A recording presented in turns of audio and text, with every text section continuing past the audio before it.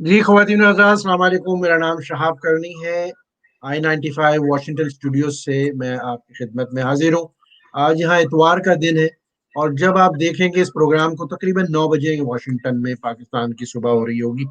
मैंने बड़ा ये इमरजेंसी में प्रोग्राम को तरतीब दिया है और I am so grateful to my panellist also. मैं तारुफ कराता हूँ ख़वातीन और हज़रात, पिछले 24 घंटे से जो पाकिस्तान से खबरें आ रही हैं वो बड़ी अजीब किस्म की हैं। हमेशा से आती हैं लेकिन अब कुछ इंटेंसिटी बढ़ी है और उसमें बहुत सारे फैक्टर्स हैं कि कहीं जाके कॉन्फ्लिक्ट या कॉन्ट्रडिक्शन ना हो जाए इदारों के दरमियान, और उसके बाद जो है वो खुदा ना करे कि मार्शल लॉ की तरफ हम जाएं, कि किसी इदारे को तो अपनी इंटीग्रिटी बचानी होगी।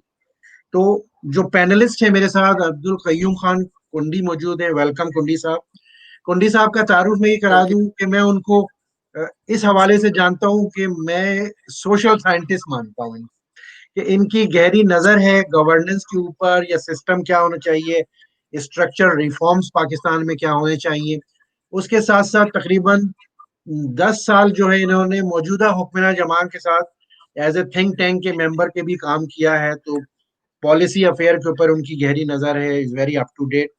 हमारे साथ दूसरी मेहमान नरगिस जहरा साहिबा मौजूद हैं।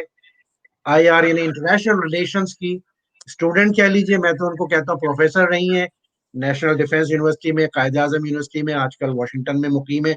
और थिंक टैंक के साथ इनका वाशिंगटन में पॉलिसी और साउथ ईस्ट रीजन पे और अफगान इश्यूज के ऊपर बहुत इंटरेक्शन है, काम कर रही है। Thank you very much Nargis साहब। थैंक यू सो मच करनी साहब, thank you so much for having me तो ऑन। मेरा सवाल कुंडी साहब से पहला है कि जो मैंने इंट्रो में कहा कि क्या पाकिस्तान, ये 22 करोड़ लोग आजकल के आलमी मंजरनामे और तनाजिर में, कॉन्टेक्स्ट में मार्शल लॉ अफोर्ड कर सकते हैं इकोनॉमिकली और जियो पोलिटिकली? जी कुंडी साहब। पहले तो आपका शुक्रिया शाह साहब, आपने इस अहम मौजू पर बात करने के लिए मुझे मदद किया। मैं शुक्रगुजार हूँ आपका। असल में अगर आप दुनिया पे नज़र डालें ना, तो एक तो हमारी अपनी इंटरनल डायनामिक्स है कंट्री की, और एक ज़ाहिर है कि जियो पोलिटिकल इंटरनेशनल डायनामिक्स है। अभी रिसेंटली अगर आप नोटिस करें तो माली में मार्शल लॉ लगा है, रिसेंटली, बिल्कुल रिसेंटली, राइट।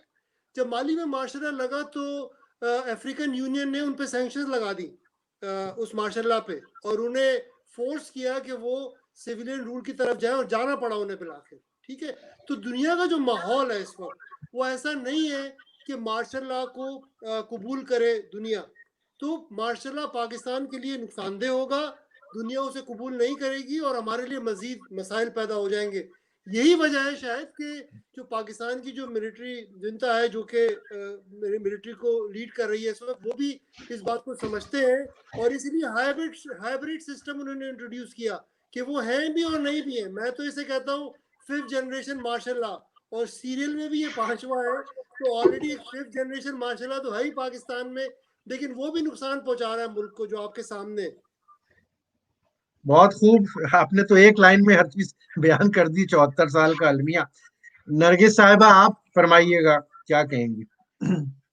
देखिए, मेरा तो ये कहना है कि रिगार्डलेस ऑफ द पॉइंट कि हम इस वक्त हिस्ट्री में कहाँ पे खड़े हैं, मार्शल लॉ तो कभी भी अच्छा नहीं होता। ये तो जो आई वुड से मिंगलिंग ऑफ पावर है, जो आई वुड से ट्रेस पासिंग है एक दूसरे के दायरे कार में, वो ठीक तो कभी भी नहीं होती। लेकिन पाकिस्तानी जो कौम है, उस बेचारी ने वो सारे कर्ज अदा किए हैं जो उसके पे वाजिब नहीं थे कभी भी।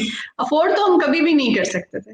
और हमारे तो हिस्ट्री में ऐसे मौकों पे भी माशाल्लाह लगा है जबकि सब कह रहे होते थे कि जमहूरियत बहुत अच्छी चल रही है। और Pakistan is a unique country, it it has proven to the world कि सिविलियन गवर्नमेंट अगर अच्छी भी चल रही हो, स्ट्रांग भी हो, तो भी इसका ये मतलब नहीं होता कि डेमोक्रेसी स्ट्रांग हो गई है। यानी हमने हर किस्म की जो डायकॉटमी है, being like acting as a weak state in foreign policy despite being the nuclear power, and acting as a democracy, and then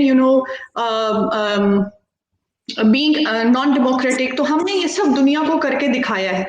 तो पाकिस्तान इज अ कंट्री जिसमें जो पैटर्न बहुत ही प्रिडिक्टेबल है वो है अनसर्टेनिटी। और उसकी सबसे बड़ी रीजन ये है कि एक डेल्यूजन ऑफ पावर है, डेल्यूजन चल रहा है जी। किसी को नहीं पता कि किसके पास एक्चुअल सेंट्रलाइज्ड पावर है।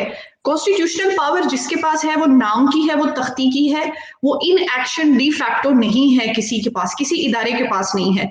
हर इदारे को अपनी पावर असर्टिवली जो है वो इन्फोर्स करनी पड़ती है। दूसरे इदारों पर, और उसमें सबसे पहले मिलिट्री इसलिए आ जाती है क्योंकि सबसे ज्यादा कॉम्पिटेंट है और सबसे ज्यादा उनकी ट्रेनिंग जो है वो रीइंफोर्स होती रहती है।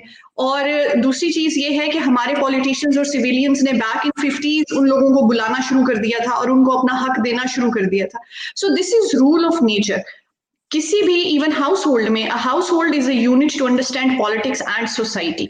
सो अगर किसी हाउस होल्ड में एक बाप जीते जागते अपना सब कुछ अपने बेटों को दे दे और उनसे कहे कि मैं इस काबिल नहीं हूं, you just take over the things, तो होता क्या है कि 2-4 जनरेशंस के बाद वो नॉर्म और कस्टम बन जाता है। तो पाकिस्तान में intermingling of military and civilian power, it has become a norm.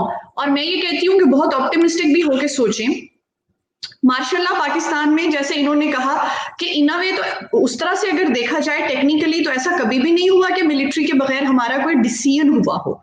National security council जो है उसको लेकर हमने कोशिश की थी कि हम अमेरिका का जो एक प्लेटफॉर्म है उसको किसी तरह कॉपी करके पाकिस्तान में उसको हम इस्टेब्लिश कर लें, और उसको एक्टिवेट करने वाले भी नवाज शरीफ साहब खुद ही थे 2013 में, और पाकिस्तान में अभी भी आप देख लीजिए। तो इन अ वे यस, ये अब मैं कुंडी साहब से पूछना चाहूंगी, अगर मुझे इजाजत है मैं ये सवाल पूछ सकती हूँ, pardon my lack of knowledge, लेकिन जो आपने हाइब्रिड का वर्ड यूज किया है, ये टेक्निकली वो हाइब्रिड वॉरफेयर तो नहीं है ना? This is like that literal kind of meaning. Ji Kundi साहब। पॉलिटिकल, देखिए पॉलिटिकल कश्मकश तो है ना सिविलियन और उसमें फौजियों में, political power, political space gain करने के लिए। तो हाइब्रिड तो हम इसको इसलिए कहते हैं ना कि हर अहम जो शोबा है इस वक्त हुकूमत का, वहाँ फौजी अफसर कोई ना कोई मौजूद है। नया पाकिस्तान हाउसिंग ले लें, NCOC ले लें, कराची में उन्होंने कमेटी बनाई उसको ले लें, किसी अहम शोबे को आपने CPEC ले लें, हर अहम शोबे पे इस वक्त जो है एक सर्विंग या रिटायर्ड फौजी अफसर मौजूद है, और हर फैसले में फौज आगे है और सिविलियन पीछे है। इसीलिए लेकिन चेहरा सिविलियन का है, यानी कि मुंतखब प्राइम मिनिस्टर है भी और नहीं भी है, इसीलिए इसको हाइब्रिड करें, लेकिन उसी से मसाइल बढ़ रहे हैं। तो ये नहीं चल सकता सिस्टम, और अब एक फैसलाकुन वक्त है पाकिस्तान के लिए। और मेरा ख्याल है कि पाकिस्तान के जो फैसला साज हैं वो US इलेक्शन को भी देख रहे हैं, इसलिए कि ट्रेडिशनली जब भी रिपब्लिकन प्रेसिडेंट आते हैं तो पाकिस्तानी फौज और अमेरिका के ताल्लुकात बहुत अच्छे रहते हैं। और इस दफ़ा भी आपने देखा कि ट्रंप जब से आए हैं तो पाकिस्तान की इस्टेब्लिशमेंट और अमेरिका के ताल्लुकात बहुत अच्छे हैं, और वो अफगान वॉर में भी उन्होंने हेल्प की है और अमेरिका ने पाकिस्तान को कुछ चीज़ों में हेल्प की। अगर ट्रंप रीइलेक्ट होते हैं, मेरा ख्याल है सब इसमें भी देख रहे हैं, इसीलिए शायद अपोजिशन ने दिसंबर का टाइम दिया है हुकूमत को, इसलिए कि अमेरिका में जो नवंबर में इलेक्शन है उसका भी इम्पैक्ट आएगा पाकिस्तान की पॉलिटिक्स पे। अगर ट्रंप जीत जाते हैं, रीइलेक्ट हो जाते हैं, तो शायद ये हाइब्रिड मजीद चलेगी, और अगर ट्रंप हार जाते हैं और बाइडन जीत जाते हैं तो शायद जो डेमोक्रेटिक फोर्सेस हैं वो फील करेंगे कि उन्हें अमेरिका से भी इसमें मदद मिलेगी, और जमहूरियत जो है वो शायद दोबारा रीगेन करे अपनी स्पेस। कुंडी साहब, आपने तो मेरा जो सवाल दूसरा था वो खुद आपने ले लिया मुझसे। अच्छा, मैं नरगिस साहबा के पास आऊंगा दूसरे एंगल से, लेकिन खवातीन व हज़रात, कुंडी साहब ने जो बात की है उसको थोड़ा सा मैं एक्सपेंड करना चाहूंगा। उन्होंने ये कहा कि ट्रेडिशनली और हिस्टोरिकली जब रिपब्लिकन आते हैं तो पाकिस्तान से करीब होते हैं, और जब डेमोक्रेट होते हैं तो वो दूसरी साइड पे चले जाते हैं या डिस्टेंस हो जाता है। मैं उसकी वजह बता दूं आप दोनों की इजाजत से, कि रिपब्लिकन पार्टी के, और ये पहली बार मैं ये नुक्ता लेके आ रहा हूँ ऑन रिकॉर्ड, मेरा ताल्लुक खुद रिपब्लिकन पार्टी से पिछले 27 साल से। खवातीन व हज़रात, रिपब्लिकन पार्टी का जो मेजर डोनर बेस है वो आर्म्स और इंडस्ट्रियल मशीन और जो मिलिट्री मशीन है आर्म सप्लायर्स की, वो है। तो पिंडी और पेंटागन की टर्म में यूज करता हूँ, उनकी रिलेशनशिप पैसों के गिर्द, कमीशन के गिर्द घूमती है जब रिपब्लिकन आते हैं, अंडर द टेबल डील्स होती है। जब डेमोक्रेटिक पार्टी आती है तो बात होती है इंसानी हकूक की, फ्रीडम ऑफ मीडिया की। इस सवाल के साथ बहुत लोडेड है, जा रहा हूँ नरगिस साहबा के पास, क्या कहेंगी? देखिए, मैंने जब IR को पढ़ना शुरू किया था, मैं आप लोगों के सामने बिल्कुल भी एक्सपीरियंस्ड नहीं हूँ, लेकिन मैं जब ऑब्जर्व करी थी तो मैंने एज ए लिबरलिस्ट पढ़ना शुरू किया था। मैंने आइडियलिज्म को पढ़ा, फिर लिबरल, फिर न्यो लिबरल्स पे हम लोग आए।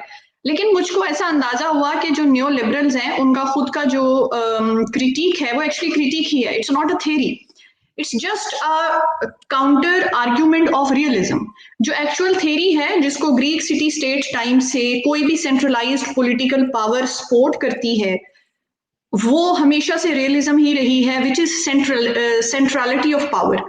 आपके मुल्क में, और अभी पाकिस्तान से मैं इसको रिलेट करने लगी हूँ, आपके मुल्क में अच्छी या बुरी लेकिन स्ट्रॉन्ग क्लियर हेडेड एक सेंट्रल पावर या गवर्नमेंट होनी चाहिए। अनफॉर्चुनेटली हमारा जो मुल्क है उसकी आइडेंटिटी प्रॉपरली इस्टेब्लिश्ड ही नहीं थी, उसकी इंटरनल कंट्रोवर्सीज थी, सो कॉल्ड पॉलिटिकल जो धड़े थे उनकी, उन कंट्रोवर्सीज के साथ वो वजूद में आया था। और उससे पहले ये सब तो जो पावर की खींचातानी थी उसमें हमने बहुत मेस क्रिएट कर लिया है ओवर 70 ईयर्स। मैं जब से पैदा हुई हूँ, जब से मैंने होश संभाला है और घर में अखबार पढ़ना शुरू किया है, कोई 7-8 साल एज होगी, तब से अब तक इट्स बिन डेकेड्स कि मैं यही सुन रही हूँ कि मार्शल्लाह आ सकता है। हर पॉलिटिकल अपहीवल पे, अनरेस्ट पे या कन्फ्रंटेशन जब स्टार्ट होती है तो हमें लगता है कि फौज आ जाएगी। फौज क्यों आ जाएगी? क्योंकि लाशऊरी तौर पे हमें लगता है कि the last card, the maximum that we can play, the maximum that any foreign country can play in Pakistan, or the maximum power to which our politicians can relate is military। उसमें military का कसूर नहीं है इस point पे कि हम उनको बुला बुला के लाते हैं। और दूसरी चीज, जब वो आ जाते हैं तो पावर का एक टेस्ट है, इट्स एन एडिक्शन। और हम ये भी जानते हैं कि इट डज करप्ट, ये दिमाग तक जाती है। तो जब आप एक 18वीं 19वीं ग्रेड के ऑफिसर को भेजते हैं मुल्क के एक प्राइम मिनिस्टर को, इलेक्टेड प्राइम मिनिस्टर को हथकड़ी लगाने के लिए, और ये हमारे ही मुल्क में हो चुका है और दिस इज ऑन रिटन, ये किताब में लिखा हुआ है कि आपका एक प्रेसिडेंट का आइन फाड़ के फेंक देता है अपनी कैबिनेट के सामने, तो फिर क्या होता है कि आप करोड़ों लोगों के मुंह पे तमांचा मारते हैं। आप उनको बताते हैं कि तुम्हारे वोट की कोई कदर नहीं है, तो हमेशा उनके दिमाग में रहता है कि मिलिट्री आएगी, ओवर रूल करेगी, मिलिट्री को बुलाया जाएगा, अमेरिका भी आएगा तो मिलिट्री के थ्रू आएगा, सस्टेनेबल रिलेशनशिप होगी। डेमोक्रेट्स और सिविलियन गवर्नमेंट्स की सस्टेनेबल रिलेशनशिप नहीं रही है।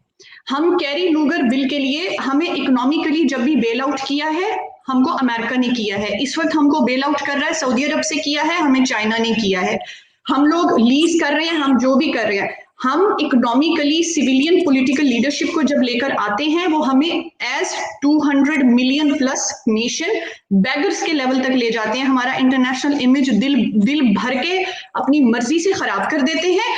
फिर मिलिट्री बेल आउट करने आती है। जब मिलिट्री हमारा इमेज बेल आउट करती है, हमें इकोनॉमिकली बेल आउट करती है। अब क्या हुआ है कि मिलिट्री की तो 4 जनरेशंस गुजार चुकी है ना, वो भी एक पूरी उसकी भी एक पॉलिटिकल मेंटालिटी बन चुकी है, तो वो अपना कमीशन लेगी। These are already in human nature. हम जब स्ट्रक्चर इस्टेब्लिश कर देते हैं, वो स्ट्रक्चर क्यूबिकल होता है, तो आप उसमें स्फेरिकल डिजाइन्स नहीं बना सकते। This is a rule of nature. तो पाकिस्तान में ये मेस क्रिएट हो चुका है और वी कैन प्रेडिक्ट कि यस, जो अमेरिका में होगा उसके मुताबिक पाकिस्तान में होगा। क्योंकि पाकिस्तान में एक प्रॉब्लम है, पाकिस्तान की डीप स्टेट इतनी सरफेस्ड स्टेट है कि anyone can think about it. किसी भी अच्छे इदारे का, इंटरनेशनल लेवल पे पढ़ने वाला जो IR का स्टूडेंट है, वो समझ सकता है कि पाकिस्तान में क्या होने वाला है। Confusion in leadership is so evident और डिपेंडेबिलिटी इतनी ज्यादा है। मैंने पाकिस्तान के टॉप ड्रेस के साथ एक ही टेबल पर बैठ के देखा है। आपके पॉलिटिशियंस में जो पार्लियामेंट के सेशन पे सेशन अटेंड कर रहे होते हैं, ना 5 सफ़े पढ़ने की हिम्मत है, ना अखबार की एक सुर्खी पढ़ने की हिम्मत है। वो मास्टर्स और BS के स्टूडेंट्स को पैसे देकर महीने पे घोस्ट राइटर के तौर पे अपने कॉलम लिखवा और छप। तो एक्चुअली जब आप MNA MPA और किसी पॉलिटिशियन के नाम का पढ़ते हैं तो 4-5 को तो मैं जानती हूँ, एक्चुअली वो स्टूडेंट्स के लिखी हुई क्लास असाइनमेंट्स होती हैं जो अखबारों में हम पढ़ते हैं और वो हमारी नेशनल पॉलिटिकल नैरेटिव बन रहा होता है। तो फिर फौज क्या करे? वो तो जेन्युइन काम करती है ना। तो अभी भी पाकिस्तान में if you will give vacuum of power तो वो फिल होगा। फिल किससे होगा? उसी इदारे से होगा जो ऑलरेडी कंक्रीट है और ऑलरेडी एक फुटिंग पे खड़ा है। एक चीज और कहूँ, जी जी जी जी मैं आ रहा हूँ कुंडी साहब। there is a bifurcation of ideology within your military circles also. Military में जो लोग हैं वो they are no more on the same page, ना तो इंटेलिजेंस में सेम पेज पे हैं, और ये पाकिस्तान के लिए ज्यादा खतरनाक है कि जो मार्शल लॉ आएगा वो अब मिलिट्री के किस धड़े का आएगा। अच्छा, तो अब ये आप मेरी इंफॉर्मेशन को शेयर ना करें, मैं आ रहा हूँ। कुंडी साहब जी कुंडी साहब, कि आपने स्ट्रक्चरल जो इश्यूज है पाकिस्तान के, जो पाकिस्तान का जो सिस्टम है उसमें जो स्ट्रक्चरल इश्यूज है उसको आपने हाईलाइट किया है, तो उसमें तो पाकिस्तान में अब बात हो रही है। आपकी इस बात से भी मैं इत्तेफाक करता हूँ कि प्रेडिक्टेबल है पाकिस्तान का बिहेवियर। हमारे यहाँ 10 ईयर ईच है ना, कि 10 साल मार्शल, फिर 10 साल सिविलियन, फिर 10 साल मार्शल। अब इस दफा देखते हैं कि अभी मार्शल को आए हुए 2.5 साल हुआ है ना, तो ये जो हाइब्रिड मार्शल को आए हुए 2.5 साल हुआ है, और अभी जो तहरीक शुरू हुई है, अब देखते हैं कि क्या वो इस मार्शल को 2.5 साल में ही खत्म कर देते हैं, या ये मार्शल भी 10 साल रहता है। तो अगेन यूएस इलेक्शन की तरफ नजर है और दूसरी चीजों पे नजर है। लेकिन ये जो आप स्ट्रक्चरल इश्यूज की बात कर रही है ना, इसमें तो कौम में अब अवेयरनेस है कि भाई पॉलिटिकल पार्टियों में कैपेसिटी नहीं है डिसीजन मेकिंग की, पॉलिटिकल पार्टियों में इंटेलेक्चुअल डेप्थ की कमी है, पॉलिटिकल पार्टियों में जमहूरी रवायात की कमी है। इस पर तो पाकिस्तान में बेइंतहा बहस हो रही है और बात हो रही है। और ये जो पीडीएम की तहरीक है, इसको जो अवाम की सपोर्ट नहीं मिल रही, देखिए मैं समझता हूँ इन्हें अवाम की सपोर्ट नहीं मिल रही। इनकी जो अपने पार्टी वर्कर्स हैं वो जलसों में जा रहे हैं, और वही 10, 15, 20 हजार होते हैं वो आ जाते हैं, वही क्राउड हर जगह जा रहा है इनके पास। तो अवाम की सपोर्ट तो इन्हें नहीं है, इसलिए कि अवाम भी अभी समझती है कि यार ये सब आते हैं जब ये इसमें इख्तलाफ में होते हैं तो ये झूठे वादे करते हैं, ये जब हुकूमत में आ जाते हैं तो ये बिल्कुल लाडले बन जाते हैं, कुछ डिलीवर नहीं करते, और फिर उसके बाद मार्शल आ जाता है, फिर मार्शल कुछ डिलीवर नहीं करता, और ये साइकिल चल रहा है, इसे ब्रेक होना चाहिए। तो कौम में शऊर ये अब है, इस पे बहुत बात हो रही है, नेशनल पॉलिटिकल डायलॉग की बात बहुत सारे लोग कर रहे हैं, और जो मौजूदा सूरत हाल है उसमें उम्मीद ये है कि हम नेशनल डायलॉग की तरफ जाएंगे और स्ट्रक्चरल चेंजेस करके इस साइकिल को ब्रेक करेंगे और पाकिस्तान को किसी एक वायबल सिंथ में लेके जाएंगे। अच्छा, अब हम आखिरी स्टेज में हैं हमारे सेगमेंट के, तो उसका जो मेरा आखिरी सवाल है दोनों से, और मैं नरगिस साहबा की तरफ आऊंगा क्योंकि मैंने रिस्पेक्टफुली उनको इंटरप्ट किया था। अच्छा, ये मार्शल लॉ से कनेक्टेड है कि हमारा सवाल ये था कि भाई martial law is going to be good for Pakistan और दैट नेशन और 22 करोड़ लोग under the current international scenario. मेरा सवाल का एंगल चेंज हुआ है। कुछ हमें 2 दिन पहले मैंने शेयर किया हमारे दोस्तों के साथ कि मैं बहरहाल कहूँ कि अमेरिकन इंटेलिजेंस ने जनरल राइस शरीफ की, हमारा चैनल ही ब्रेक कर रहा है, कि उनकी कोई कॉन्वर्सेशन 3 दिन पहले सऊदी अरेबिया से अपने कुछ लोगों को किया पंजाबी में, और उन्होंने ये कहा कि तुम लोग मुझे कितना अब्यूज करोगे। तो नरगिस साहबा ने एक पॉइंट उठाया था कि with in the leadership in the army और इंटेलिजेंस, एमआई और आईएसआई में तफरीक है और कई ग्रुप बन चुके हैं। इसके नतीजे में अगर वो हाइब्रिड मार्शल लॉ की तो बात की कुंडी साहब ने, इसके बाद जो है क्या हम इराक या अफगानिस्तान की सिचुएशन की तरफ जा रहे हैं कि भैया एक साल एक ग्रुप हथियार के जरिए आ जाएगा, दूसरे साल तोपों के जरिए दूसरा आ जाएगा? क्या कहेंगी नरगिस जहरा साहब? अच्छा, सवाल है खतरनाक मुझको ना 2007 में जब लाल मस्जिद का वाकया हुआ था तो we were very closely observing it, और वहां पर हमें मालूम हुआ कि आईएसआई और एमआई के बीच में रिफ्ट है। तो that was a wake up call. एक आपका आइडियलिज्म होता है ना मिलिट्री को लेके, आप जितनी भी बातें कर लें, लेकिन आपको पता होता है कि at the end of the day territorial security is up to them and you can sleep peacefully. तो वो जो है that was a real I would say point of feeling insecure at a point कि अच्छा अगर उनका ये ideological difference है, तो उस पर फिर जो सर्च किया और जो अंदाजा हुआ तो they are humans actually at the end of the day. Military भी वो मिलिट्री नहीं है जो 60s 70s में थी। जिस तरह से आपका मुआशरा चेंज हुआ है उसी मुआशरे में से रिक्रूटमेंट हो रही होती है, फिर एक इदारा उनको ट्रेन कर रहा होता है।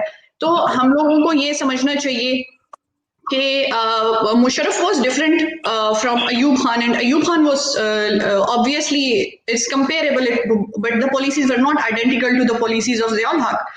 तो सिविलियन मार्शल लॉ जो है पाकिस्तान में, वो भी पाकिस्तान की एक बड़ी पॉपुलर बेस्ड जो आपकी ये है पार्टी, उसके लीडर के थ्रू आया था और वो अभी तक जिंदा है, और मिलिट्री जो है वो भी इधर ही है। तो इदारा जो है वो अपने हिसाब से पॉलिटिकली ट्रेन हो चुका है। अभी मेरा जाती ये ख्याल है कि पाकिस्तान में देखना ये चाहिए कि बाकी ममालिक जो हैं वहां पर इस चीज को हैंडल किस तरह से किया जाता है, क्योंकि मिलिट्री जो है उसका इंक्लूसिव एक रोल आपको तुर्की में भी मिलता है, आपको बाकी ममालिक भी, उनकी भी एग्जाम्पल तुर्की का इसलिए कह रही हूँ, मुशर्रफ दौर में हमने बहुत कंपेयर किया था टर्किश जो स्ट्रक्चर है उसके साथ पाकिस्तान के पॉलिटिकल स्ट्रक्चर को। तो जो आपका मिलिट्री मैन होता है वो रिक्रूटमेंट से पहले भी सिविलियन होता है, रिक्रूटमेंट के बाद भी वो सिविलियन हो जाता है, just like any other retired government servant. तो दूसरे जो गवर्नमेंट सर्वेंट्स हैं वो कहाँ क्या कर रहे होते हैं वो हाईलाइट नहीं होता, ये हाईलाइट होता है। ये क्यों हाईलाइट होता है?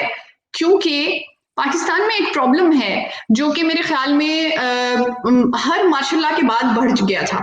वो ये है कि जो पॉलिटिकल पार्टीज होती हैं जिनके खिलाफ मार्शल लॉ आता है उनको कर्ब किया जाता है, कोशिश की जाती है कि उनकी पॉपुलर बेस को इरेडिकेट किया जाए और नए जो है ना patch work of political groups create किए जाते हैं। कभी एमक्यूएम बना दी जाती है, कभी एमएमए बना दी जाती है।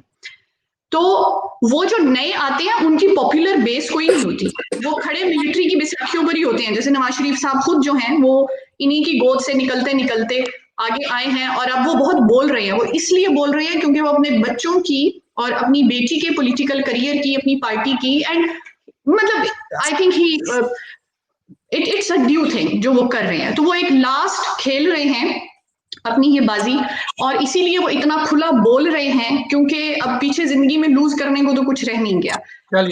तो ये जो पॉलिटिकल वैक्यूम है आपका, अगर पाकिस्तान में मार्शल लॉ के पॉइंट ऑफ व्यू से मैं बात करूं, it is not going to be like any other country of Middle East. Why? Because we are so very vigilant, और जो कोर है पाकिस्तान का वो बहुत यूनाइटेड है। We are not going towards a civil war, लेकिन हमारे पास एक फेज ऑफ स्कर्मिश जरूर आ सकता है, but we are not going towards that. I am really hopeful.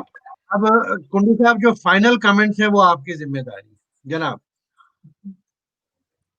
आपको आवाज आ रही है कुंडी साहब? आपको आवाज आई मेरी कुंडी साहब? साहब क्या जी आपकी आवाज मैंने कट कहा, रही थी जी, बोलिए। नहीं मैंने कहा आप फाइनल कमेंट जो है आप दे दीजिए इस टॉपिक पे। जी आपकी आवाज कट रही है, मैं शायद ये समझाऊं कि आप पूछ रहे हैं फाइनल कमेंट क्या होगा। जी जी तो जी प्लीज। मैंने बात सुनी नरजिस की। बात ये है कि जो फौज है इदारे के तौर पे, चलिए ये बड़ा वो हो गया मेरे ख्याल में टेक्निकली कुंडी साहब जो है वो नॉकआउट हो गए हमारे सेगमेंट से। इसमें हमारा या आपका कोई कसूर नहीं है, तो कोई बात नहीं, उनको हमने सुन लिया। तो नगी साहब फाइनल कमेंट जो है वो आप दे दीजिए अगर देना चाहें तो। देखिए मेरा ये ख्याल है कि having all the odds in mind we are not going towards any worse condition. उसकी रीजन ये है कि कंफ्यूजन से ज्यादा तो वर्स कुछ किसी कौम के लिए हो नहीं सकता। वैक्यूम ऑफ पावर है जिसको अगर मिलिट्री फिल इन कर भी लेती है तो already it's filled, it's already filled by that. वो सिर्फ आपको मीडिया में सरफेस पे नजर आ जाएगी। लेकिन मेरा जाती ये ख्याल है the way of working the government is doing with National Security Council, ये नहीं होगा, क्योंकि ऑलरेडी जब राहील शरीफ साहब थे तो इस वर्ष पे जाके गवर्नमेंट वापस आ गई थी। तो ये अब होगा नहीं। This is an understanding between international community and Pakistani leadership. हाँ, वो बहुत ज्यादा सिविलियन गवर्नमेंट को गाइड कर सकते हैं, असर्ट अपना आप कर सकते हैं, इन्फोर्स कर सकते हैं, और आई थिंक यहाँ तक हो सकता है। लेकिन यूनिफॉर्म या बूट्स वाला माशाल्लाह जो है वो नहीं आएगा, और अनसर्टेनिटी जरूर होगी, क्योंकि जो इकोनॉमिक इश्यूज हैं वो पेंडेमिक की वजह से और वो बहुत स्वेयर हो चुके हैं। इन्फ्लेशन बहुत ज्यादा है पाकिस्तान में, लेकिन Pakistan is not going towards a civil war, क्योंकि ये बसों पे भर भर के, जैसे कि कुंडी साहब ने कहा, एक ही हजूम को पूरे मुल्क में घुमा रहे हैं। So they are not able to pull the crowd, जैसे कि बेनजीर कर लेती थी किसी जमाने में। वो वाला सीन मरियम नवाज शरीफ के साथ नहीं है। So I am hopeful about the situation. बहुत शुक्रिया आपका, और इंशाल्लाह हम आपको आइंदा भी जहमत देते रहेंगे। आपने बहुत अच्छा कंट्रीब्यूट किया। थैंक यू सो अपना मच। ख्याल रखिएगा। ख़वातीन और हज़रात, वाशिंगटन से I-95 स्टूडियो से शहाब करनी को इजाजत दीजिए। बहुत जल्दी एक नए सेगमेंट के साथ हस्ब ज़रूरत आपकी खिदमत में हाजिर होंगे। अपना बहुत ख्याल